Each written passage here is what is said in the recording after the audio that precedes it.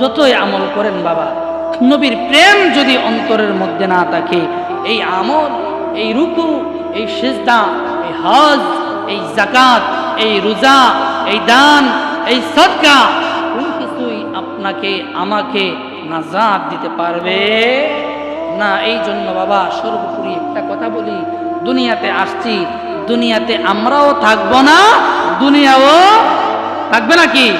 আমরাও থাকবো না, দুনিয়াও থাকবে না। আমরা যখন মরে যাব নাম হবে মৃত্যু, আর দুনিয়া যখন মরে যাবে নাম হবে কিয়ামত। আমার আল্লাহ তাআলা বলেন, ওমান আ'রাদা আন যিকরি ফাইন্না লাহু মাঈশাতান দনকা ওয়া নাহশুরুহু ইয়াওমাল কিয়ামাতি আ'মা। হাশরের ময়দানে বাবারে, দুনিয়ার জমিনে কিছু কিছু বান্দাগুলারে অন্ধ বানাইয়া হাশরের ময়দানে উঠাইবে, তাদের জন্য রয়েছে কঠিন শাস্তি। ক্বালা রাব্বি লিমা হাশারতানি আ'মা ওয়া ক্বাদ কুনতু বাসীরা। ওই বান্দাগুলা বলবে, মাবুদ, দুনিয়ার জমিনে তো আমাদের চক্ষু ছিল, আমাদের দৃষ্টি ছিল, আমরা দেখতাম, আমরা শুনতাম, ভালো মন্দ বুঝতাম, কিন্তু হাশরের ময়দানে আজকে আমাদেরকে উত্তোলন করেছেন, আমাদের চক্ষু আছে, দৃষ্টি নাই। আল্লাহ, তোমার অন্যান্য বান্দাগুলারে তো চক্ষুও দিছো, দৃষ্টিও দিছো, এই বৈষম্য আমাদের সঙ্গে কেন করেছো? আমার আল্লাহ বলবে, ওয়ালা কাযালিকা আতাতকা আয়াতুনা ফানাসিতাহা ওয়া কাযালিকাল ইয়াউমা তুনসা।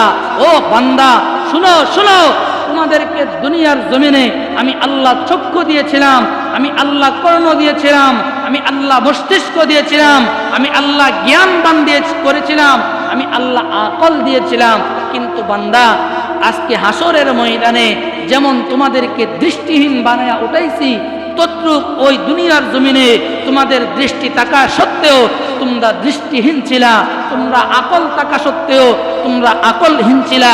তোমরা কোরআন মানো নাই, কোরআন বুঝো নাই, নবী মানো নাই, নবী বুঝো নাই, নবীর ইত্তেবা করো নাই, আল্লাহর পাবন্দি করো নাই, আমি আল্লাহর ইবাদত বন্দেগী করো নাই। এই জন্য আমি আল্লাহ আজকে কঠিন হাশরের ময়দানে তোমাদেরকে অন্ধ বানাইয়া, দৃষ্টিহীন বানাইয়া, চক্ষু থাকা সত্ত্বেও দৃষ্টিহীন বানাইয়া আমি আল্লাহ তোমাদেরকে হাশরের ময়দানের মধ্যে উঠাইছি। এই দিনটা সহজ হবে নাকি কঠিন হবে? আরো জোরে বলেন, সহজ হবে নাকি কঠিন হবে? এই জন্য দুনিয়ার জমিনে থাকাকালীন আখিরাতের যেই পুঁজি, সেই পুঁজি আপনাকে আমাকে জোগাড় করতে হবে। কথা বলেন ঠিক না বেটি? সেই পুঁজি কিভাবে জোগাড় করবো বাবা?